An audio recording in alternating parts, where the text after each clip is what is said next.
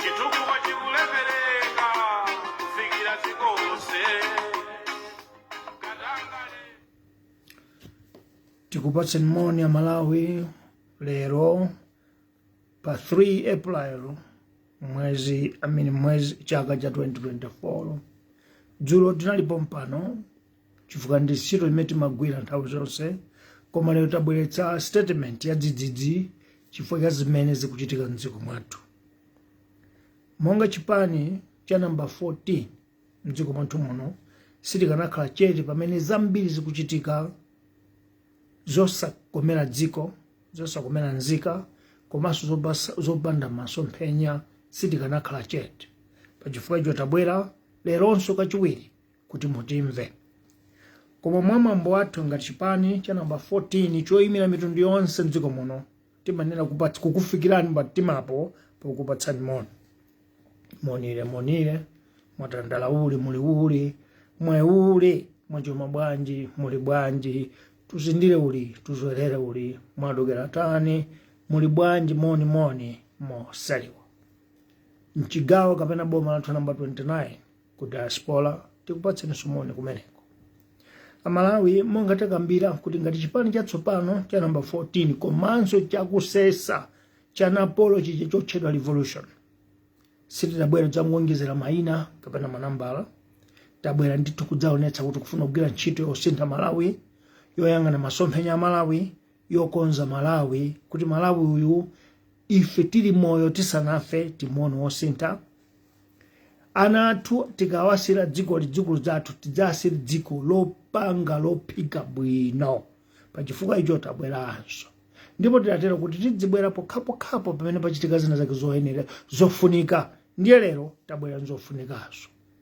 Maludzu athu a revolution akusesa ali motere. Number 1, boma latonse kudzera mudzanja lawo la chitetezo la Malawi polisi langomanga munthu womenyera ufulu uja timati Boni Kalindo, ena amatha kungomutchula kuti Winiko.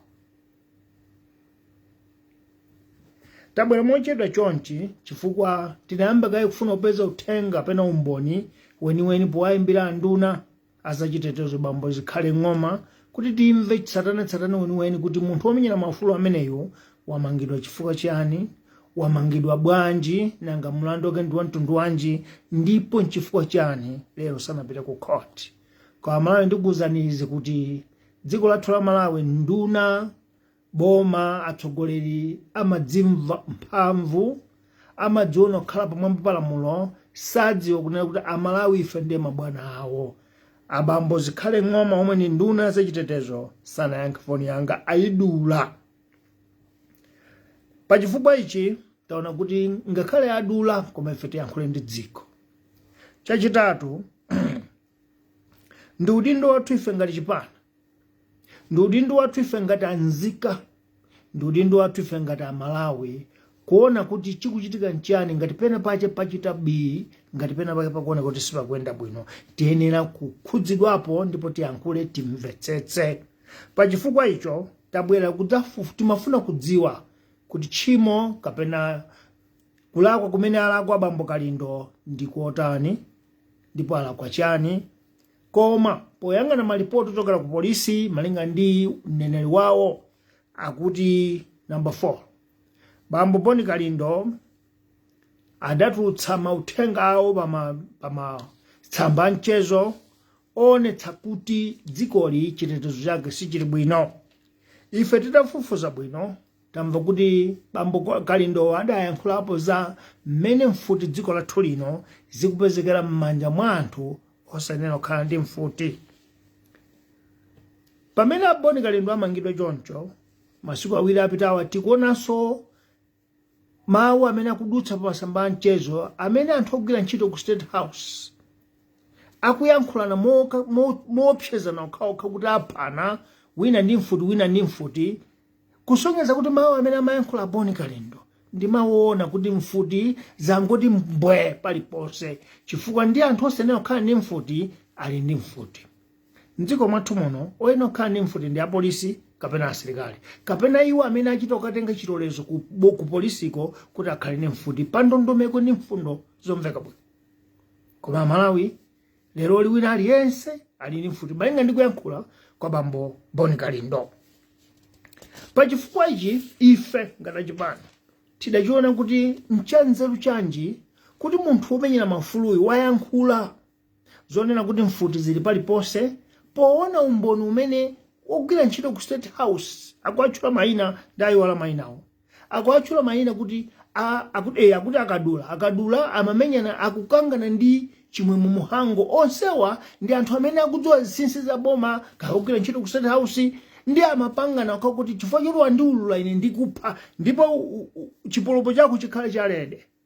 Dziko la democracy osati la asilikali la junta koma dziko la democracy. Ndiye munthu womenyera mafuluyu anayankhula zimenezo anadzudzula pamenepo. Chodabwitsa nchoti munthuyo wamangidwa chifukwa choulula kuti dziko lathuli lilibe chitetezo. Amalawi izi zatipangitsa ife kuti tisakhale chete. Chifukwa ndimafuna mudziwe kuti ndife chipani chimene tabwera kuti tigwire ntchito limodzi ndi Amalawi kuti titukule dziko litipite kutsogolo. Pa chifukwa icho sitingakhale chete. Koma tikudabwa kuti zipani zina zonse 15 for zipani tsopano zipo 16 m'dzikomo. Zipani 14 kapena 15 zangokhala chete osayankhulapo kalikonse zimene zachitika pomangidwa kwa uyo omenyera mafulu Boni Kalindo.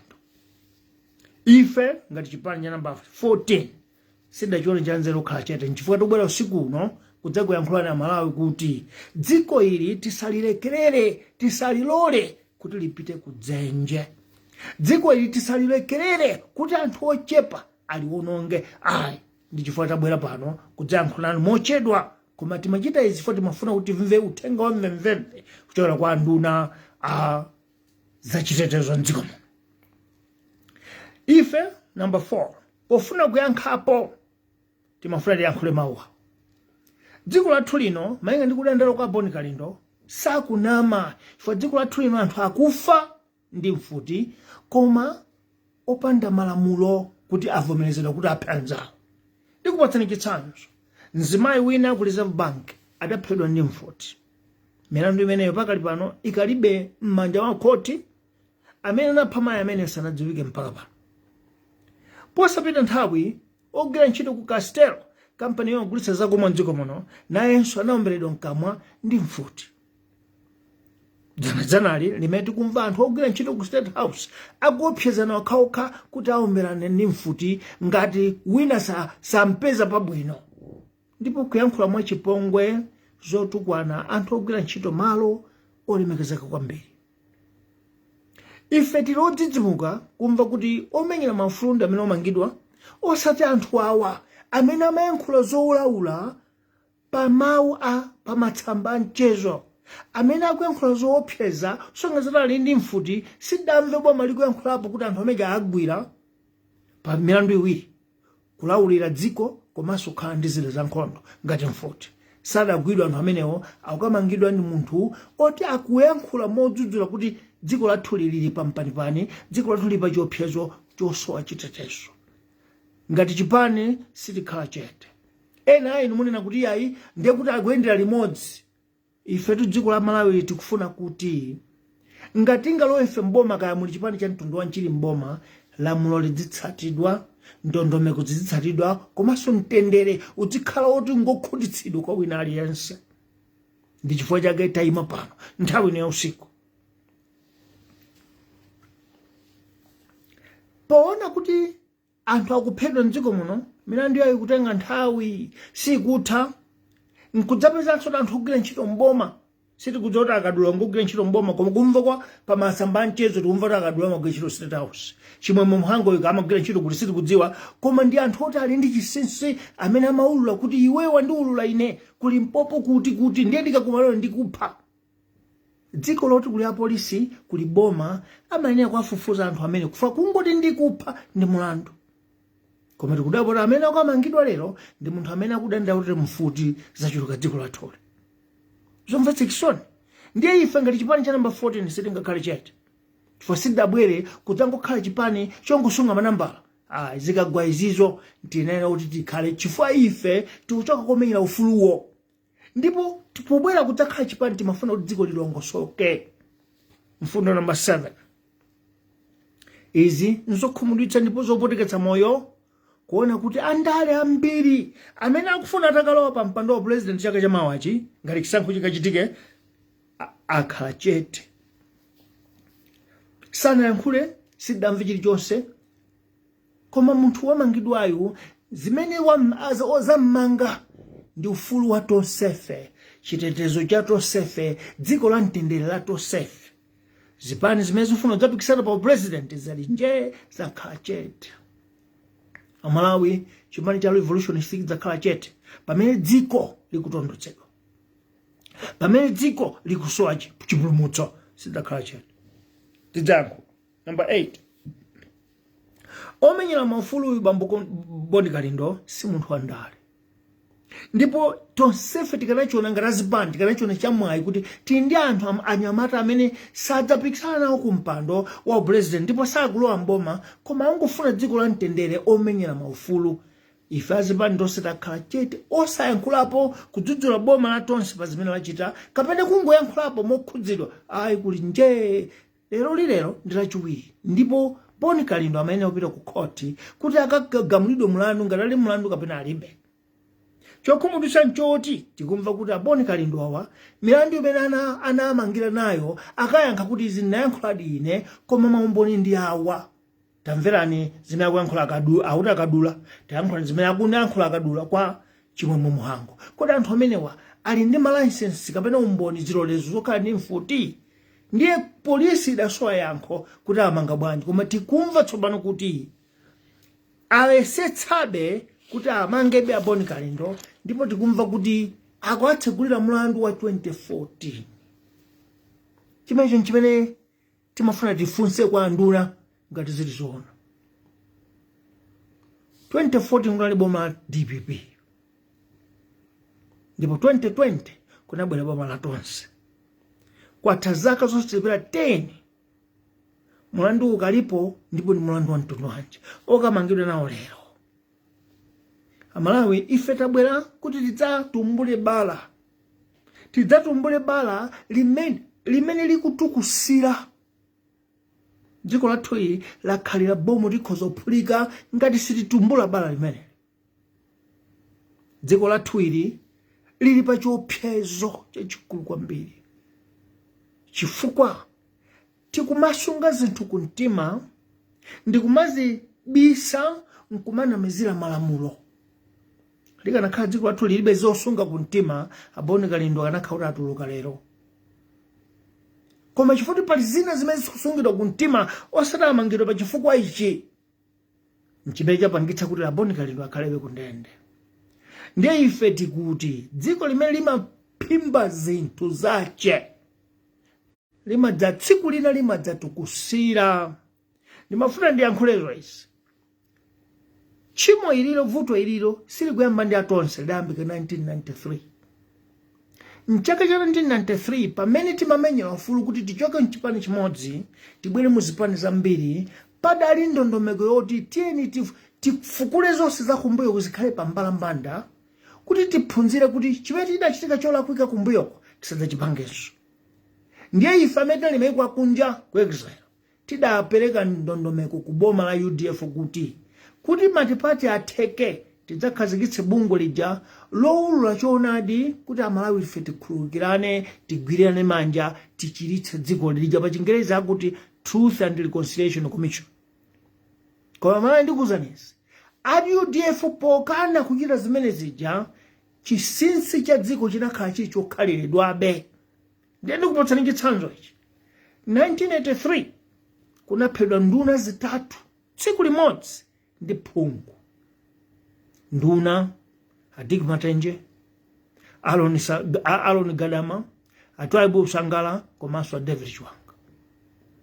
Zimene zinapha anthu amene mpaka lero dziko la Malawi silidziwa. Amalawi silidziwa. Ndiye ndimafuna ndikuwuzanizo kuti dziko la South Africa kuli mavuto lero koma ndi dziko lomasuka chifukwa mmene ndalandira ufulu wawo anati tenti ulule zimene tachita kandi achipani cha ANC aulule amene anapha zifukwa zopherazo kandi achipani cha tsankho aulule zimene anachita popha anthu kandi chipani cha inkata chiulule ndiye kunali kuulula kudali bungwe lapadera lotsatira kutsogozedwa ndi wapingo wa church Bishop Desmond Tutu kumene wina aliyese amaulula mzungu amabwera ayi napa anthu akudawa tinatere anthu akudawa ANC amabwera kuti atimaveka mataya anthu wankutsira petulo ndiye adanena kuti muni mukumva kumtimako chikumuntima chili mukhoza kupepesa azungu amene kuti ayi ndi kupepesa South Africa tsopano wa utawaleza Rainbow Nation asakhale ndi zifukwa azungu anakhulukira ndi anthu akuda anakhulukira ndi azungu. South Africa ndi dziko la mtendere kwathu kuno chifukwa tidakhalira zimenezi mpaka lero sitidziwa kuti chidapha digmatenji chidali chifukwa chani dziko silidziwa chidapangitsa kuti adigmatenji aphedwe kuboledwa mitu misomali mutu kumaphedwa munthu aligwira corona palibe Malawi alesa kuchidziwa ngakhale marekodi mbiri ya dziko silembedwa tidabisa pamene paja Malawiyu akukhalira moto oti ukuyaka pansi zomwe zikuchitika mpaka lero chifukwa dziko lathu sidamasuke kuti timasukirana anthu fe tichire lero nkhani ya imeneyi imakhala ngati kampeni tikangolowa mboma ife tidzabweretsa Truth and Reconciliation Commission boma la tonseli abambo Chakwera adayankhula kuti ife tidzabweretsa kuti tidzachize tichire koma chaka chino cha fall Truth and Reconciliation Commission kulibe Malawi lero Boni Kalindwa kumangidwa chommangira mulandu wake nkupeza kuti alibe kumansongabe lero kumva napita kuzomba akadikirire mpaka pa 10 kandi mulandu wanje umene uli pa 10 iwo sitikudziwa ndeti kumane ndifa chipani ndi boma la matipati boma la democracy tikunamatu chifukwa ngati Boni Kalindwa amakafusidwa mafuso audio yake wakavomera kuti audio yanga iyi ndayankhula chifukwa izi ndiye kuti pamene paja kanauzidwa kuti chabwino paipa mulandu palibe dzipira koma akonsungabe ndeti ena tangomva sidaone tamva kuti Boni Kalindwa amenyedwa fuso mene foti pereke ife kuti boma atonse loti lero adzimenyedwa munthu ndi chimene mavutika 2019 ija kumapita misewu kukaononga zinthu kuti tibwere boma lina timabweretsera kuti tidzamenyanso anthu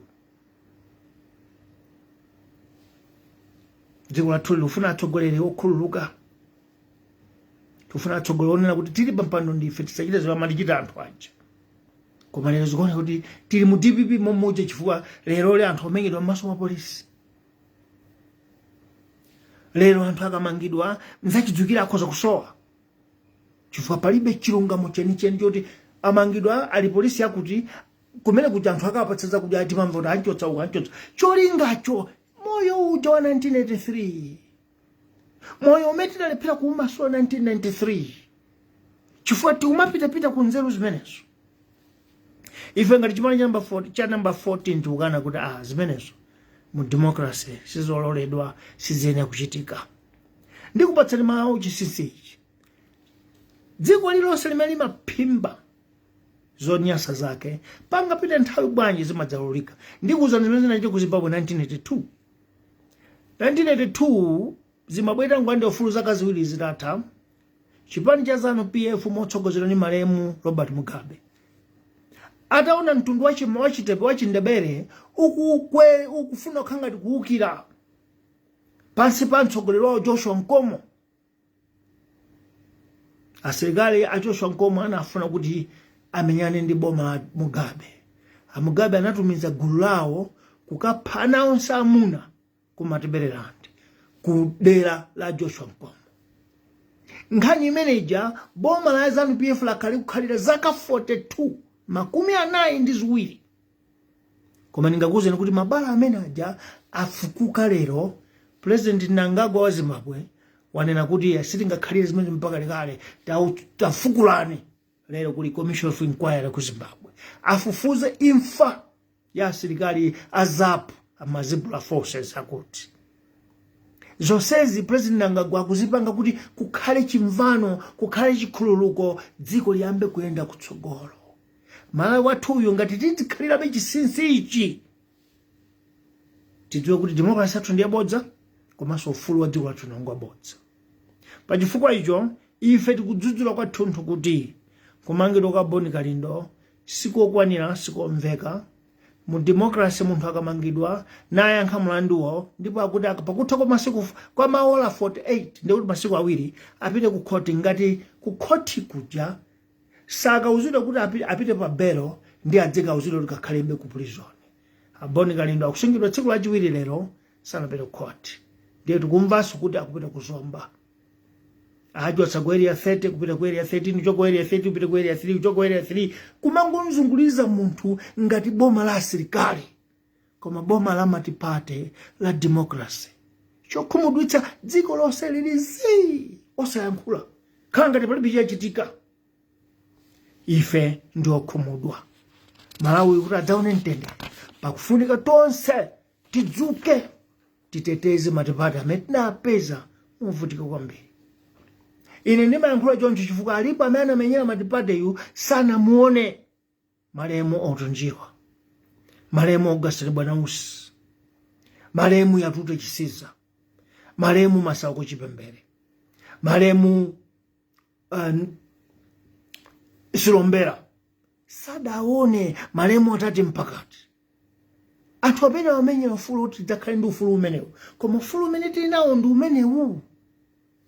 Tisakhumudwitsa mizimu. Dziko lathu ili lili ndi vuto lomakwirira zinthu zoti tikanazifukula kuti timasuke. Number 14. Tati tiyang'ane kumbuyo chifukwa dziko lathu likulephereka kuti tipeze titumbule bala chifukwa timalephera timayiwala nsanga za kumbuyo. Tati titayang'ana chatsitsa dzaya apa kuti kufika poti bambo Boni Kalindo akhale kuti afika poti akuchita ngati kutopetsa kapena kuapoteketsa mtima anthu. Tati tiyang'ane kumbuyo. Kodi Boni Kalindo ndi ndani? Boni Kalindo ndi mnyamata amene pakadapanda iye boma latonse likulibe. Pakadapanda iye achakwera sakanakha president, Asalusili sakanakha vice president. Koma ni mwana ameneyu amene anadzuka, ndikuti mwana chifukwa lero tikumuona ngati chabechabe. Anadzuka kuukira mtundu wokwawo omwe boma la DPP. Chifukwa kuti zimachitika kumeneko zimanyasa, zimanyasa wina aliyense. Ndipo nyamata amene wanagwira ntchito kumenyedwa ndi kumenyedwa ngati Musa, ngati mwayi wala nsanga ndi kukumbutseni. Kumenyedwa ndi kumenyedwa, kumangidwa ndi kumangidwa, lero ufulu wache ukhale umammangaso. Ufulu wa Boni Kalindo ukhale umammangaso lero. Manyazi mulibe atonse. Simungatulutse video, simungatulutse chithunzi chilichonse chakulowa kwanu kwa mboma popanda Boni Kalindo. Ndeni mafandi buzenizi kuti vuto la kuiwala kwanu huku mukudzutsa achina Boni Kalindo ambiri. Ndiyankhula izi momasuka. Boni Kalindo nkuteka kuti akukwera chonchi chifukwa pena anthu munampanga chipongwe. Boni Kalindo agwira ntchito ya pamwamba kwambiri kuposa alichali Chimondo Banda. Koma lero alichali Chimondo Banda chilowere boma ndi nduna akungosintha ku parliament wankulu kuti wankulu. Uyu nzawo amenya na nkhondo uyu adayiwalidwa. Zachitikanso. Munthu amene anapangiso achagwera ndi achili makhale pa mpando ndi Timothy Ntambo. Lero Timothy Ntambo yo kumene ali sikudziwika. Ndingakuze ni mawu awa. Ngati mufuna Malawi asinthe, anyamata kuti akanabweretsa nzeru zatsopano ndi amenewa amene achiona kuti tisinthe. Koma ya Timothy Ntambo anangokhala nduna zaka ziwiri. Kodi nzeru za Timothy Ntambo sizingagwire zatherapo mpaja basi. Mawa atadzuka Timothy Ntambo mudzatapa chifukwa wadzuka Boni Kalindo. Chokhumudwitsa sikuti munthu akakuthandiza nokhala pa mpando mumulipira kapena mumpatse mpando. Koma chopoteketsa mtima nchoti lero mwatenga abale anu okhaokha amene anamenyera ufulu aja iniwo mwataya.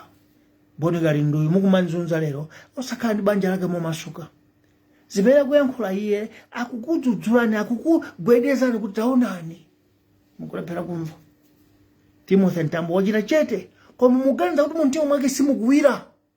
Sakumva kuwawa. ine napita mpaka kumangidwa ku polisi anzanga ali maembasi umu ine ndangokhala chete. Kodi nzeru zanga zimene nali nazo zinandipangitsa ndikhale activist sindingathandize nazo dziko. Akamayang'ana kuti amene akunjoya mbomamo ndi achichewa okha akumpoto okha kwa azikazi anu akumamva bwanji mu mtimamo. Dziwani kuti mwadzala achina Boni Kalindo ambiri, mukudzala achina Timothy Ntambo ambiri. Mukafuna kuyendetsa dziko osamayiwala tuchokera kuti. Izi sitikuyankhula kuti Boni Kalindo akuyankhula izi chotafuna mpando iyayi. Munthu omenyera ufulu nthawi zonse. Chifukwa Boni Kalindo mene amambo omenyera ufulu odana ndi chipani chake chomwe cha DPP sanadzoti takhala mpando. Amangofuna Malawi wokomera aliyense, Malawi wosasankhana mitundu, Malawi woyendetsa boma mwabwino. Lero podzona tuwalowetsa boma lina limesiri kupitanso mu ndondomeko sanasiya kuyankhulabe. Munthu amene ngoyena kumamanga bwanji kumuyitana tabwera pano Akalindo takani apa. Inu ndife si adani tamenya boma limodzi tangophonyana apa kuti tikulephera pati. Takhala advisor udzitilangiza. Nafani kuzenizi kuti ngati simusita mukhala ndi adani ochuluka. Ndiye lero ife chatipangitsa tibwere pano nchoti tikumva m'masocial media mu anthu akuti ngati Boni Kalindo angaphedwe, ngati Boni Kalindo satuluka tiye tigwire zonse tigwire mfuti. Mawu amene watiopseva ngati chipani. Ngati auka kugwira mfuti ena aso akugwira mfuti ndi mtendere umenewo. Inu aboma atonse muli chete, azipani zina muli chete, mukuona kuti apa pakuphikidwa nkhondo. Dziko la Malawi silena kulowa nkhondo kuzinga vute makabwanji. Ngati pali vuto tikomane tiyankhulane. Ndiye zimene tate wathu fuko lino anatiphunzitsa contact and dialogue. Ankatero ife sitingakhale chete. Chimene tingakulangize natonse bambo Chilima ndi bambo Chakwera. Boni Kalindo uyu tamupatsani mpando wa ulangizi adzikulangiza lifazi yamayankhula zija zingayende bwino mutamazigwiritsa ntchito mboma. Timothy Ntambo mpatseniso mpando ayenditse nzeru zake osati chifukwa mukumuthokoza yeye, koma munthu amene adzipita kwa nsewu kwadzipereka adali ndi chikondi pa dziko. Patse nthawi aonetse potential yake. Amene mugwira nawo ntchito lero anali amantha samafuna kupita kwa nsewu. Lero onsewo mukwata ayi kumbuyo. Amene mugwira ntchito ndi ati amene angothokoza iye ayi bwana anzeru kwambiri ndinu, bwana anzeru kwambiri ndinu. Pamene manyuzi onse akukunyozani zochitika, amalaya kunyoza zochitika kuti nanga tsona president wa nduna yayo kuyankhula zina iwa kuyankhula zina. Tidayankhula ife kuti nthawi yakwana kuti amene akukunyambirani kwambiri kuti mwina akungofuna kuti mpando akomere chotsani. Chifukwa dziko lili ndi mkwiyo ndiye pofuna kuonza zinthu chotsana amene akuonongawo. Kapena awuzeni kuti ine musamandi yamika tithandizeni kuti tiyendetse boma libwino.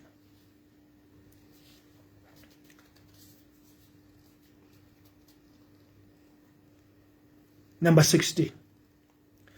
Kuona anthu awiri amenewa, inu atsogolera awiri amenewa, akualekerera anyamata amene agwira ntchito yopambana, ndikumayamika ankumitundu, ife ndi okwiya.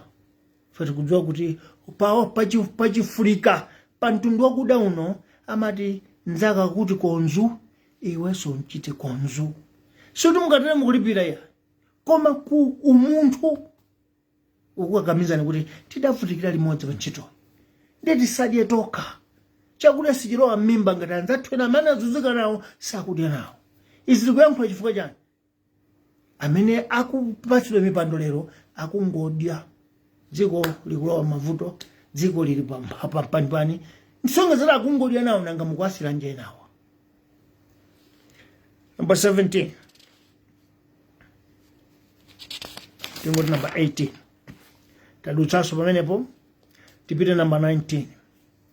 Nyumba ya malamulo leroli yalandira kalata akuti private bill chokera kwa phungu ya nyumba ya malamulo choka ku Chitipa bambo Werani Chirenga. Iwowa abwetsa bill yo yakumoyo kwawo amati private bill imene akuti parliament ikhazikitse ndondomeko kapena lamulo loleza anthu oyimira nawo pa mipando pa zaka pa Chingereza akuti age bill. Bambo Chirenga akuti parliament ikhazikitse ndondomeko kuti kuyambira chaka chakuti munthu asayimire kulenga chaka chakuti munthu ayimirire. ife ngati chipani cha number 14 tikuti number 20 parliament imene alowa pa mpando mchaka cha 2019 ilibe mphamvu, ilibe udindo okhazikitsa malamulo pa okha osafunsa Malawi.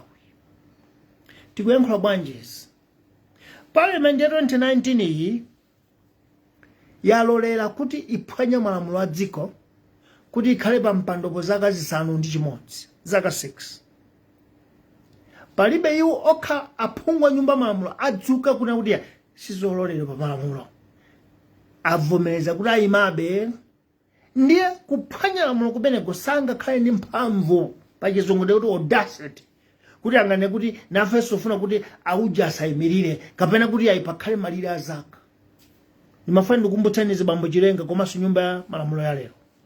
Mu 1993 pamene tinkalemba constitution ya dziko kudalinso bilo imene. Bilo iyi idali yonena kuti poyang'ana amene amayikayimirira Abakiri Munuzi ndi Akamuzibanda. Ndiye kumaperekeza malamulo omayang'ana kuti auja asayime, auja ayime. Ndipo constitution ya dziko ya nthawi iyo inati tisapanga malamulo moyang'ana nkhope ya munthu.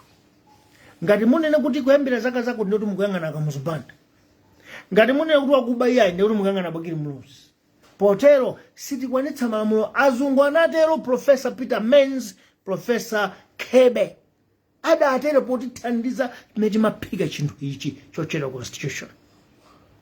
Ine ndikuyankhula zifo ndinali kumeneko natero pacha nthawi zina. Ndiye podziwa kuti lamulo lisakhazikitsidwe chifukwa cha nkhope, adanena kuti mabilo awiri amene utenti chotse, aliyense ali zaka 100 akayimirira president, aliyense ngati anamba zaka 7 zapita kumbuyoko ayimirira president. Akamuzibanda anakayimirira, Abakiri Munuzi anakayimirira. Lero chapangitsa kuti parliament yoti yaphwanya kale lamulo ikayambe kukhala ngati ngelo kuti akane kuti sitifuna wa zaka zina nchiyani. Number 21, dziko la Malawi lichoke. Dziko la Malawi lichoke pomakhazikitsa malamulo poyang'ana nkhope. Dziko la Malawi lichoke pomakhazikitsa malamulo mopsa mtima. Dziko la Malawi lichoke pomakhazikitsa malamulo mwachilakolako tichotse. Chifukwa nchachidzwikire lero number 22 kuti malamulo amene okhazikitsidwa ndi achilengawa akuyang'ana nkhope ya munthu, mwachidzwikire akuyang'ana president wakale Peter Mutharika chifukwa afika zaka 82. Ndiye ife tikufuna tifunse number 22 pepa kuti president Peter Mutharika wakale anthu atonse alliance akukubola ni member party.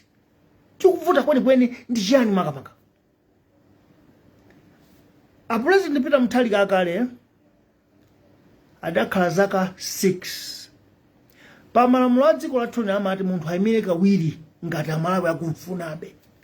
Ndiye Peter Mutharika adachotsedwa mtetu 2020 pa chisankho. Lero achione chanzeru kuti zimene alakwitsa kumbuyo kakhoza kukonza ndi afuna kuyimanso sikukukhudzani nyumba ino ya malamulo nchiyani?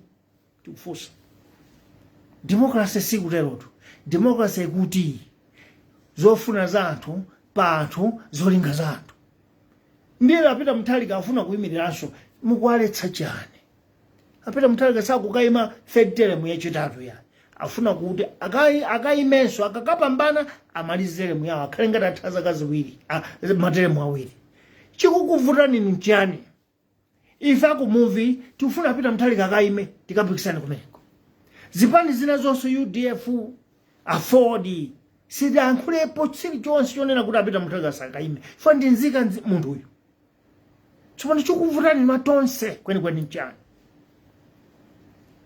Democracy yoma khazikitsa mopsa mtima moyang'ana nkhope si democracy. Number 23 kwela Peter Mutharika kuopsa ni bati. Peter Mutharika kuopsa ni bati anthu. Number 25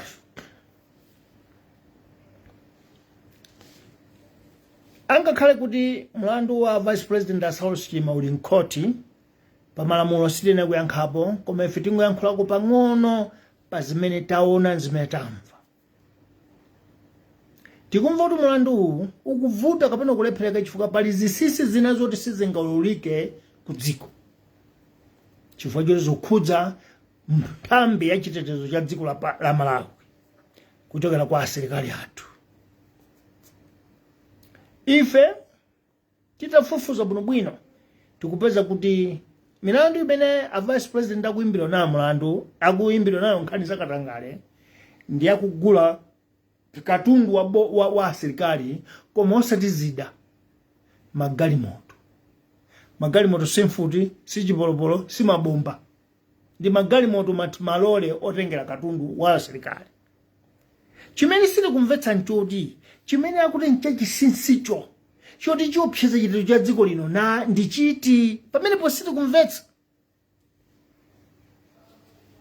Chifukwa mudziwa iza Malawi dziko lino lovulala chifukwa tikukhala ndi vice president amene ali pampando koma akhudzidwa mbiri yawoipa kuti ndi wakatangale. Akatakhala maiko a democracy yeniyeni bambo sawo simanena kuyimitsidwa ntchito kuti kayima ndikayi kuko timalize kaye nkhanizi ndi mudzabwereranso ngati mulibe mulandu. Koma ngati muli mulandu ndi kuti basi mwachokeratu. Koma vice president amene ali pampandobe ndiye nkhani zake moti zikanathamanga zituluke tikumauzidwa kuti ayi nkhani zakuti sizingabwere chifukwa zokhudza chitetezo cha dziko. Ife timafuna tidziwe kuti kodi asilikali a dziko la Malawi Defense Force kumene ayenera kupereka ripoti lawo mkwandani sikwa nzika za Malawi pamene pakumbisira ndani afuna ubisira ndani chifukwa Amalawi ene akudziwa kuti misonkho yawo ikugwira ntchito yanji ku asilikali.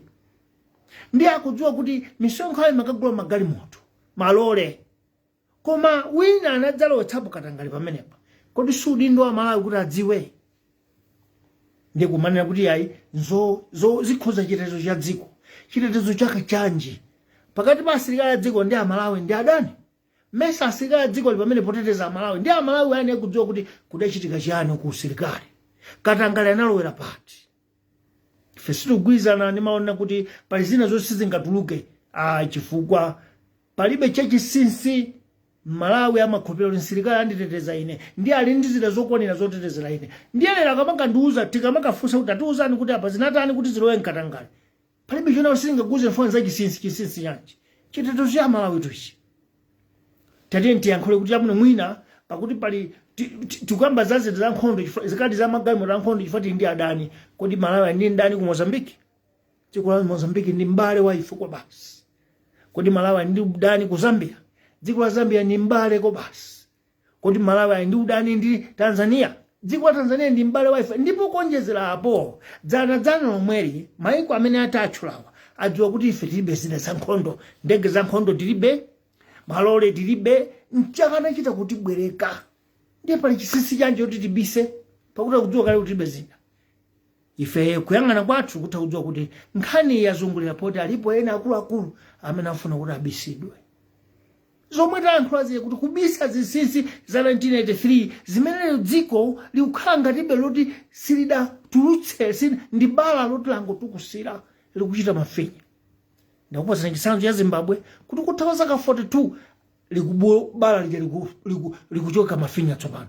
Ifenso tisasiri ana athu mafinya oti adafinye iwo atalephera kuyankha fo ena ayi opereka mombo natakhala mwalira.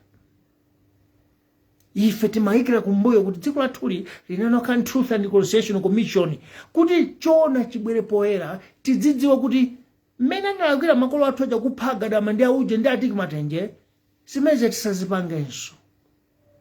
Koma ife tikukana zimenezo lero azisanja unju kulibe Robert Chasowa kulibe brother wanga Ivisoli Matafale kulibe chifukwa tidalephera kufukula paja. Ndiye ife ngati chipanja cha movie cha Revolution ngati simungavundukule inu ife tikadzalo amboma tikudzavundukula zimenezo. Choyambirira kuti mbado okubwerawo usadzapanga zimenezi khadi imene timayifunafuna kufotokoza ndi imeneyo.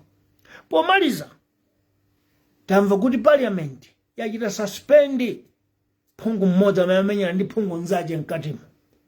Malamulo a mpira amati ngati mapuleya awiri amamenyana, wina ni wadzuka femenya nzache, ka wina wabwezera kasana bwezere pofuna opereka yellow card amapatsa onse awiri. Kupereka mtima wa chikhalidwe kuti pasamakhala mtima omenyana masewero. So tikudabwa kuti parliament yangochotsa Suleiman okha. Nanga amenyana naye mwantana. Zikupereka tu chithunzi kuti parliament yale ya 2019 si parliament othandiza dziko yangobwera kudzachithandiza yokha. Chifukwa iyo ikuyang'ana nkhope, chifukwa iyo ikuyang'ana mbali, ndipo ikupanga zinthu mopsa mtima. Malawi sayenda bwino ngati tiyendetsa munjira imene. Chifukwa chaife tikuti parliament iyi yathakali zaka 5 zache. Mwezi omawawu mmene akuyankhula anyamata akosimadia ku diaspora ikapume kubwera phungwa nyuwani amene adzapanga ziganizo mosayang'ana mosapsa mtima, adzapanga ziganizo mosayang'ana nkhope komwe yang'ana Malawi utachipita kutsogolo. Zimene ndakubweretsera madzulo ano ndi zimenezo. Ndine Bantu Sanders Juma, president wa chipani cha Muvi Wachilungamo Revolutionary Party, komanso nzika number 1, the Utopia. Zikomo kwambiri.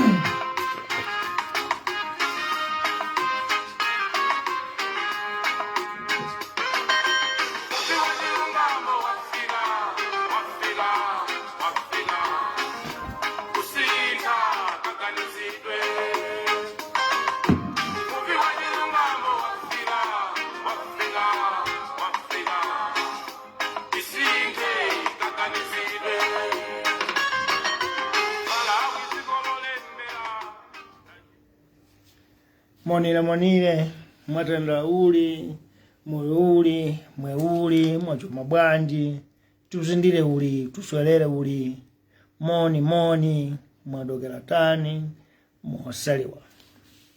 In our 50th region or province or 29th district in the diaspora, let me greet you all in the languages that you speak out there. As the song says, Muvi Wachilungamo is back, is here, has arrived for one purpose: mindset change. It's time that we change our mindset if there is any future for our country, if there is any dream for our country to move forward. One thing and one thing alone: mindset change. Without mindset change, we will live the way we are, the poorest country, the backward country, without any development. And when we want to make a vision, we make a 42-year vision, when most of us, almost all of us, want to be there. Fellow citizens, we were here yesterday. Today we are here again. As we said, we did not register a political party just to be a number added. We came to make an impact. We came for the development of this country and its future. Today we are back again. It's an emergency statement that we want to put forward. Today, the 3rd April 2024, this is an emergency statement to the people of Malawi. As we have always said, that we will always come when there is an issue or any matter that concerns this country. Fellow citizens, as a new political party that has come not just to add numbers, but to work for a better and futuristic Malawi, we could not sit down when we see signs and symptoms that are slowly and surely dragging this country into chaos. Number 1, Ton's Alliance government, through its security arm, Malawi Police Service, just arrested Malawi's activist, Boni Kalindo. Number 2, I have come late after trying to call the Minister of Homeland Security, Mr. Zikale Ngoma, who did not respond or answer my call. I try to call him for 1 hour. He cannot pick up.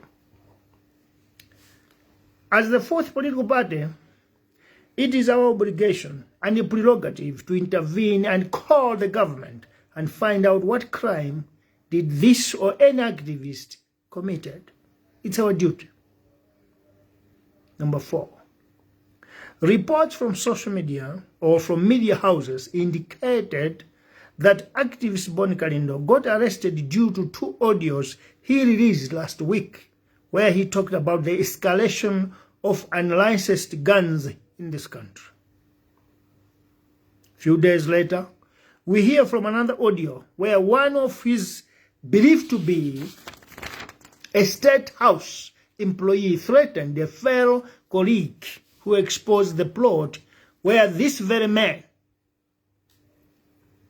was arrested in Zomba, Boni Kalindo, because he conducted demonstrations and the government implicated him as being the one who caused the violence.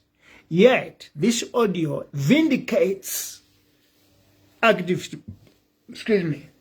Boni Kalindo that he was not involved. But it was these guys from State House who came to cause trouble at a demonstration that was meant to be peaceful, conducted by activist Boni Kalindo.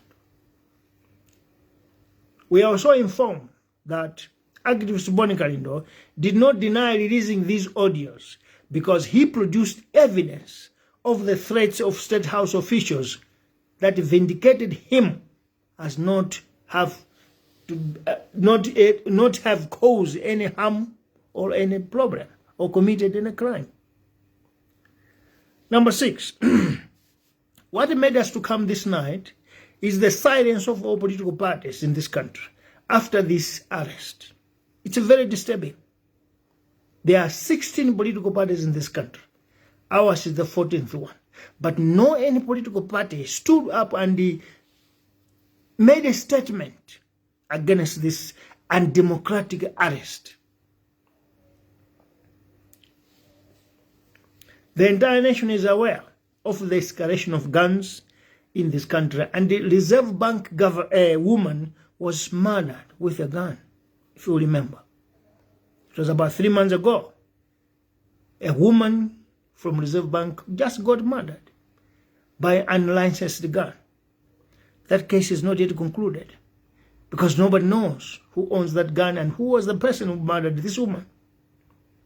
Later on, an employee from Castell was shot in the mouth by the very same unlicensed guns. And those cases have not been concluded in court yet. Now, when an activist deploys the escalation of weapons in this country, why should he be arrested? Why must he be detained? Now we wonder why political parties are quiet, and we wonder why government is not addressing this matter. Instead of addressing the matter, they come and arrest the activist. Number 7. This is worrying and disturbing, seeing political competitors keeping quiet when this country is being dragged into lawlessness. Number 8. Activist Boni Kalindo is not a politician. Never shall, or is he doing what he's doing for political office. What he's doing is supposed to be done by us on the political arena, but it's very shameful and pitiful that all politicians are quiet while an activist is being arrested time and again. It's very pathetic. Number 9. This country is hatching or sitting on a time bomb. If we cannot wake up and smell the coffee now, this country is sitting on a time bomb. This is the time to smell the coffee and stand up, do something. A country that sits on deep secrets will always know no peace.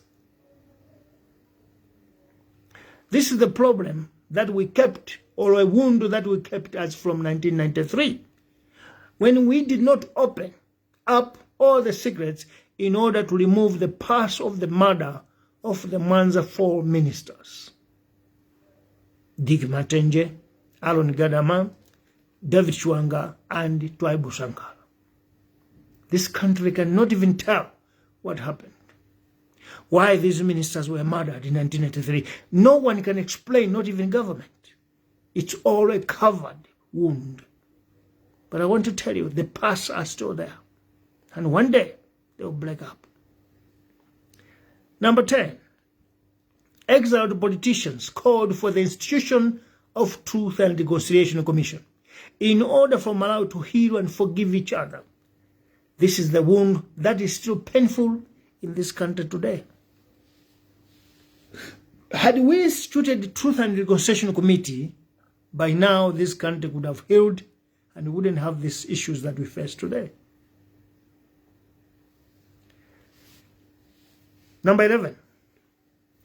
A secret that cannot be released or gotten out will still one day come out open and painfully, or maybe come with consequences. I'll tell you, in Zimbabwe, in the year 1981 or 82, after independence, the government of ZANU-PF, led by late President Robert Mugabe, committed atrocities by killing over 20,000 troops belonging to Joshua Nkomo, called the Zipla forces, from his Ndebele-dominated party, ZAP. 1982.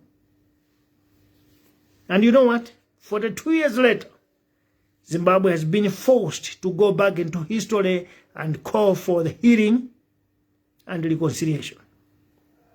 The current President Emerson Mnangagwa has instituted an inquiry to bring to justice those people that were involved in the atrocities and to make sure that the Matebele land heals. 42 years ago.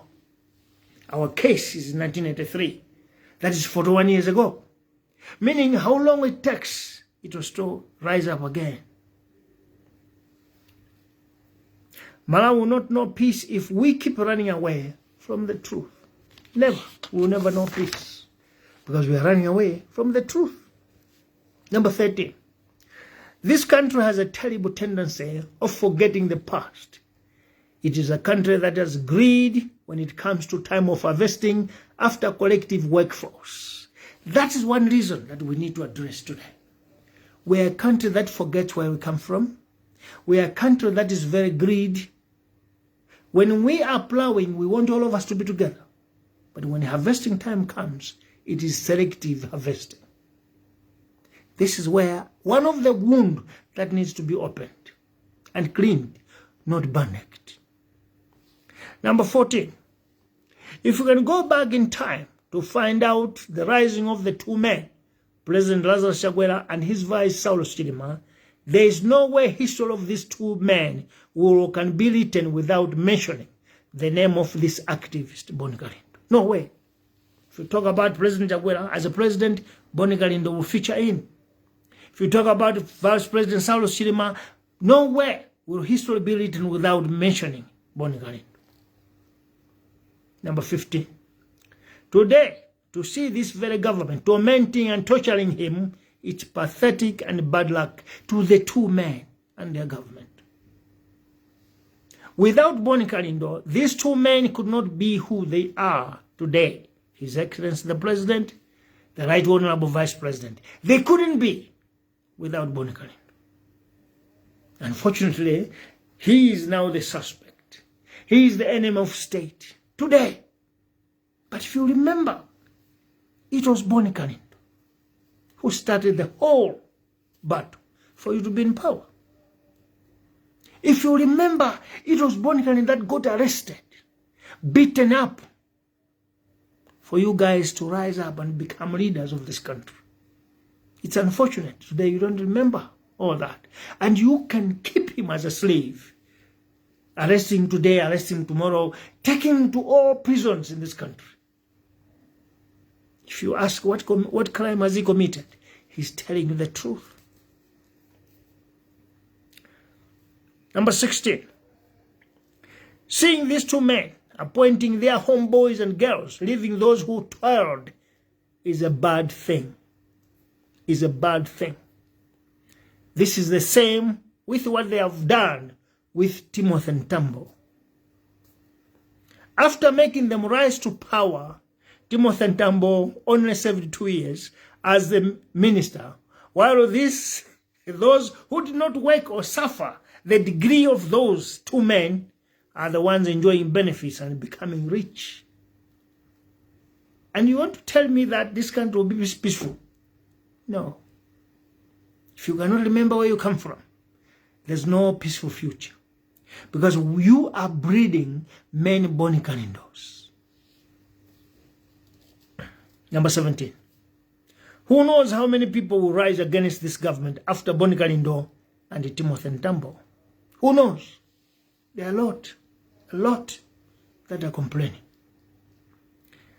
This we say, looking how nepotistic Tonse Alliance government has become and the torture being made to those who help them rise up into government. In Muvi, our name is Muvi Wachilungamo. The spear of truth will pierce where it matters. This is who we are. Perhaps you did a mistake to let us be legalized or registered. Number 18. African culture demands that a good gesture deserves the other. It's not corruption. It's African tradition. If someone does you good, you will give back that good. Seeing Tonse Alliance torturing Boni Kalindo, the person who helped them excel up in, is very traumatizing and inhuman. Because this young man worked hard for you to be in the government. I'm saying this not because Boni Kalindo wants to be a minister or want to get a position. No. An activist will always be an activist. That's what you must know. An activist was born an activist, and he will remain an activist. But if you are human enough, you could remember that this is the guy who helped us reach where we are. Even though we don't agree in policies and principles, he can be an advisor. He can work as an advisor because everything that he tells us could be very, very helpful and constructive if we listened. Boni Kalindo has never committed a crime of sedition or treason. He just advises. You are supposed to do this, you are supposed to do this. You are wrong here, you are wrong here. And a good leader heed to advice.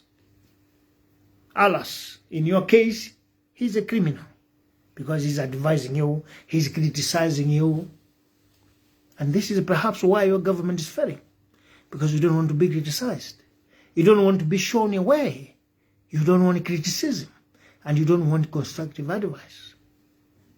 What do you want? You want minions. Those who can tell you that you are the most intelligent president, you are the most intelligent vice president, but you are making mistakes each and every day. The country is falling. 4 years, our economy has collapsed. 4 years, living standards have gone down. Those people that you tout, World Bank, IMF, are always reporting that this country has gone to the dogs. That's what they say. Now, why don't you seek constructive advice? Why don't you heed to constructive criticism? Instead, you shut their mouth by taking them from one prison to another. Last time I checked, Malawi is a democratic nation. If you arrest someone in 48 hours, he must appear in court and where possible granted bail. Why is Boni Kalindo being tortured and tormented as if he's a nobody? But Boni Kalindo is not nobody. This young man worked hard for you people to be in power. And so is Timothy Ntambo. And many. Forgetting them today is a bad omen. Don't expect you can succeed. Because in African culture, we say a good deed deserves another. Number 19. The House of Parliament has received a private bill from Chitipa Member of Parliament, Mr. Werani Chilenga, so that the House can adopt a law against age or about age limit. We in the Revolutionary Party do not support or endorse the said bill, to be tabled. Because this 2019 August House is failing to save the interests of the people, but it is serving its own greed. So we cannot endorse, and we are not endorsing. 20. If Parliament of 2019 is being people's representative and sincere, they must pass a bill that bars this House to continue its term beyond May 2024. Then we are going to believe that this is an August House that represents Malawians. But as far as we know, the whole Parliament of 193 members want to proceed to jump another year to 2025. And we know already that this is not a legitimate House, because a legitimate House follows the Constitution. Legitimate August House adheres to the constitutional document. And our Constitution says, if you were elected in 2019, your term ends in 2024. Because of that, we demand that this bill be thrown into the dustbin, or it must not even be tabled. Number 21. Instead, Parliament must adopt a bill presented by Muvi Wachilungamo from outside. We can say it's an official bill, which says Parliament must pass a bill that the term of this August House ends on the 21st May 2024. In this case, we concur with the Cosmadia, the concerned citizens in the diaspora, who have opened up and say, no, we cannot allow illegitimacy of our constitutionality. We support them. Therefore, number 21, Malawi must refrain from adopting laws out of emotions or targeting individuals. If we want this country to move forward, let us refrain adopting laws made out of emotions or made by targeting individuals. This trend is becoming dangerous to our democracy, and it is not supposed to be condoned. We know this bill is targeting former President Peter Mutharika. Why are you doing this? Former President Peter Mutharika served one term, and then he lost elections. If he wants to come back to power, there is no human being, no law that bars him. He's got a liberty to stand again, and if he wins, he can complete his other term. Then we fight after the other term if he wants to continue, because the Constitution does not permit him. But not now.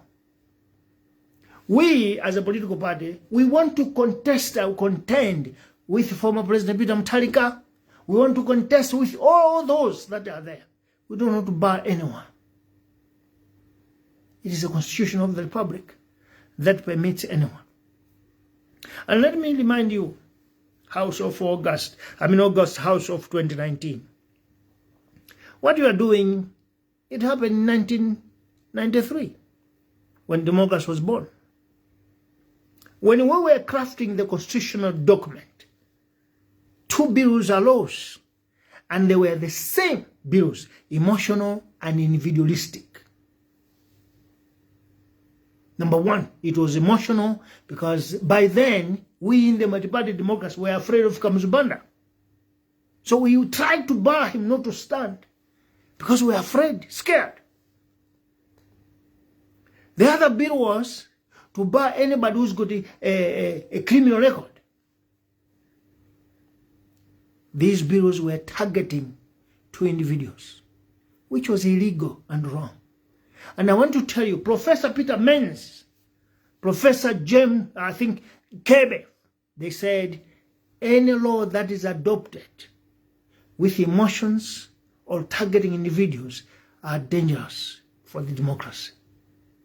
So don't adopt laws on emotions or targeting individuals.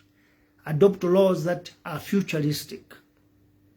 And I want to tell you, Malawians, the National Consultative Committee and National Executive Committee that were there drafting the constitution, they left these bills away.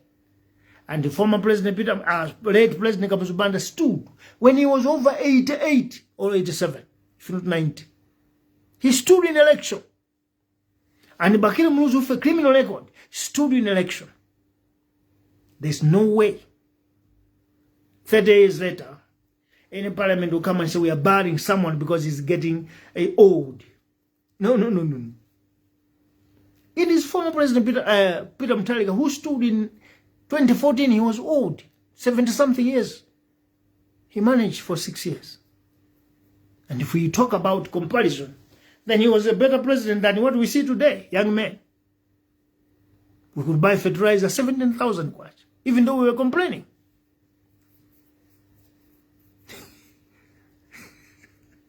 Fertilizer was cheaper. And passports were readily available everywhere. Even though there were violence here and there, but the country was moving forward. There was food. Look at the young guys today. 47, 60. What have you done? So we strongly reject this bill, and it shouldn't even appear in the House. Late former President Peter Mutharika, be at liberty to stand in the next elections. If you are able, defeat him in election. We in Muvi, we are ready. We want to face everyone, regardless of age. And we welcome former President Peter Mutharika on the line. Let's face each other there. It's in the liberty of Malawians to choose who they want to lead them. No individual, not parliament. Number 22. We want to know, what has former President Peter Mutharika done to you guys in Tonse Alliance? What is wrong? Why do you hate him so much? If you have a case, why don't you take him to court? Than infringing his freedoms and liberties of this country. Number 23. According to the Constitution of our Republic, former President Peter Mutharika is eligible to stand again if he so wishes. No law can bar or stop him. He served one term and lost, and he has a right to stand again. 24. Even though the case of Vice President Saulos Chilima is in court, and we cannot comment about that, but we in MRP, in the revolution, would like to voice out the sensitivity of evidence that is the subject of debate in courts today. We want to talk about that. Last time we checked, the deal that involves the procurement involving military equipment in the Malawi Defense Force is transport equipment, not ammunitions, not bombs or any other weapon. It is transport equipment, vehicles, trucks. Apart from that, Malawi Defense Force uses citizens' taxes, and it is the obligation of citizens to know how their money was used. There's no way citizens cannot be informed of how the procurement deal went, because citizens of Malawi are not enemies of Malawi Defense Force. In other words, citizens and this Defense Force are brothers and sisters. We give taxes to Defense Force to procure equipment to protect us. And when there is something that goes wrong, it is the obligation of citizens to know what happened. Now, we don't understand this issue of sensitivity. We in the MRP, in the revolution, have a strong feeling that by using the word sensitive information, it's just a scapegoat, so that some people must be shielded. This is what we see.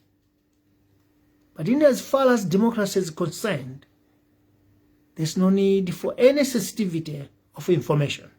Because last time we checked, Malawi has no enemy. And Malawi is not at war. We are not at war with Mozambique. We are not at war with Zambia. We are not at war with Tanzania.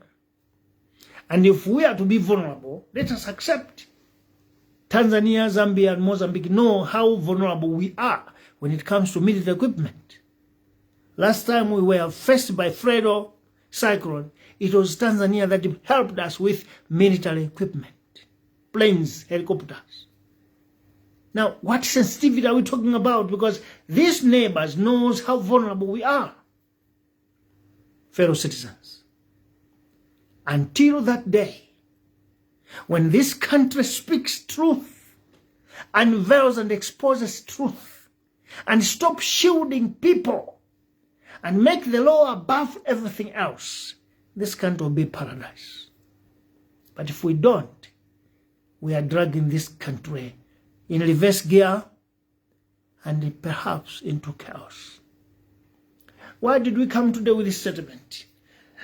This major statement came because we overheard from social media some people posting pictures in camouflage of military, threatening the peace of this country.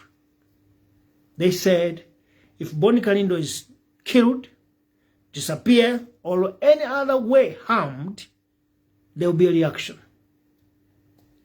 Now, we in the revolution believe in the peaceful Malawi.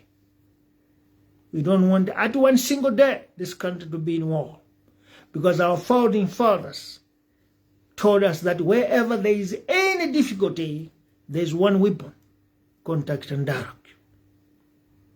But what Tonse Alliance is doing is trying to change that trajectory, that Malawians must resort to war, which we cannot condone and we don't agree. This is why we came this night to speak to you, Malawians. My message as a president of the party: let this country remain peaceful, let us coexist, and let us hold on to the pillars our founding father left us with. One Malawi, one nation. One Malawi, one people. And we must always embrace unity, not war. You are with me, Bantu Sanders Juma, President of the Revolution and Commander-in-Chief of Muvi Wachilungamo Revolutionary Party. Have a great day. Peace is our language wherever we go. Peace is our voice wherever we go. And we must educate our people for peace. Have a great day. Thank you very much.